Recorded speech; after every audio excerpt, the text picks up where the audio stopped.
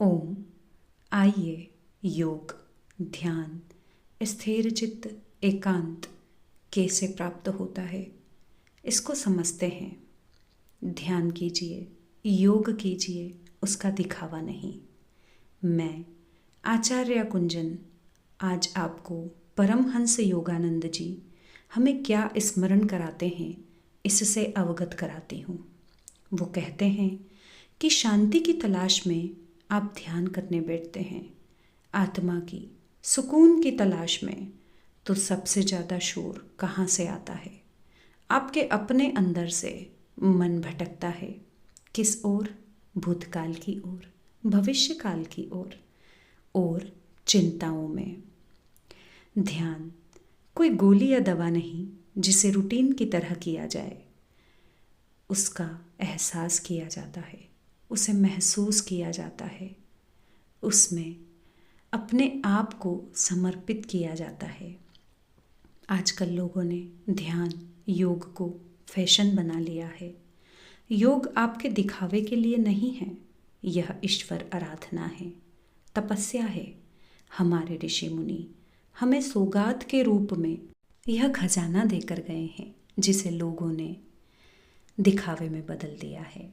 जब योग के बहिरंग साधनों को समझा नहीं, साधा नहीं, तो अंतरंग साधनों को कैसे समझ सकते हैं? योग, ध्यान दिखावे की वस्तु नहीं, अपितु अध्ययन का विषय है। जब धारणा को नहीं समझ सकते तो ध्यान कैसे करोगे?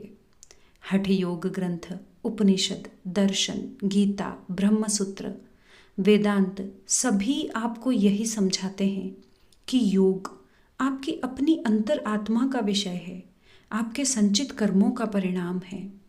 आपके संचित कर्म आपको इस जन्म में फिर से योग की ओर खींच लाए हैं। आपने किसी जन्म में योग को जिया है, साधा है, इसीलिए आज आप योग के महत्व को समझ सकते हैं। यह मात्र एक वर्कआउट नहीं है।